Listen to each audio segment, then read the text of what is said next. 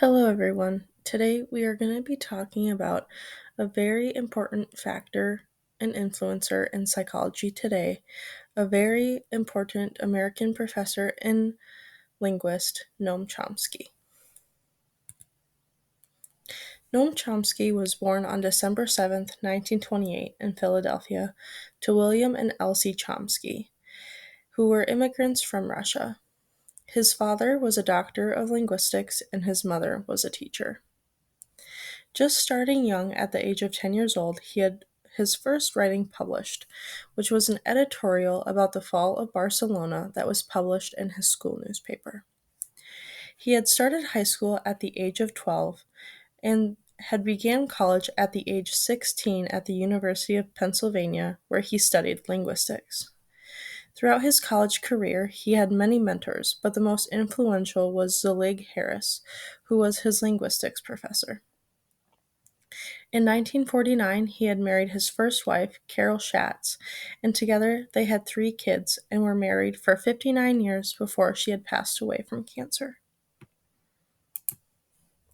Starting off his career, Chomsky had worked at MIT from 1955 to 2002, where he started out as an assistant professor before he was shortly after promoted to a full-time professor position. He had played a very active role in political activism, mainly speaking on behalf of students. 6 years after his wife Carol's passing, he married Valeria Wasserman in 2014. In 2017, he began to work at the University of Arizona shortly following his retirement from MIT. In 2013, it was noted by his wife Valeria that he had suffered from a stroke, and today, at 96 years old, he is living back with his wife in Brazil.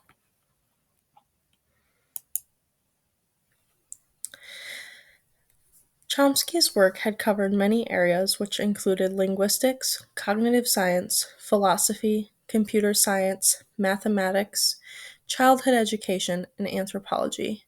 However, the majority of his work and his research was solely based on linguistics.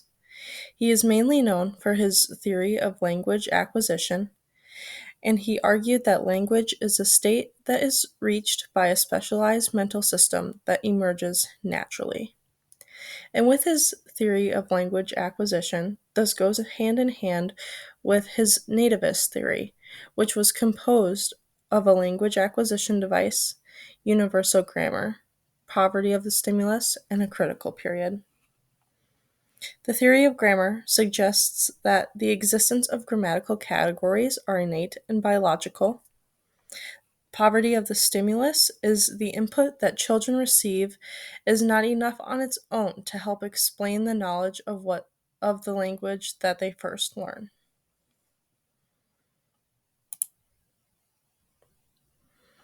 He also argued that language does not need to be instilled into infants, rather it is learned and developed as they hear it. He also had developed the theory of generative grammar, which looked at how humans developed language, and it also looked at the overall structure of sentences. There are 3 main components of generative grammar that Chomsky had described as syntactic, semantic, and phonological. Syntactic components defines an unlimited set of formal abstract structures which help interpret sentences. The phonological component is how it connects the structure to the phonetic representation as a spoken signal of the sentence. And the semantic component determines the actual interpretation of the sentence itself. Chomsky had also proposed the theory of recursion, in which he referred to recursion as having the ability to form numerous amount of sentences. And recursion also plays a very important role in semantics and syntax in language. Also, in 1990, he had introduced the minimalist program, and the role of the program was to make a better framework for syntax for transformational generative grammar, which this made it easier to understand how languages are organized and developed in children's minds at a young age. While Chomsky has very many publications, these four are some of the main ones that were focused on in my paper.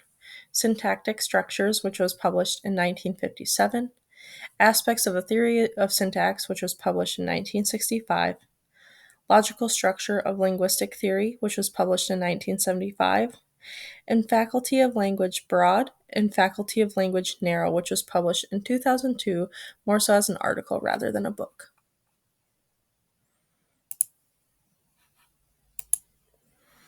Overall, today, we know that Chomsky has revolutionized cognitive psychology by challenging the initial form of behaviorism, going against many of B.F. Skinner's theories, and he proposed many of his own new theories along the way. His theories are still being used today in research for linguistics and cognitive science, and his syntactic theory is actively being used in linguistics and second language acquisition research. And many researchers today continue to branch off of his ideas, especially when it comes to language development. Here is just a small list of some of my references, and this concludes my presentation. Thank you.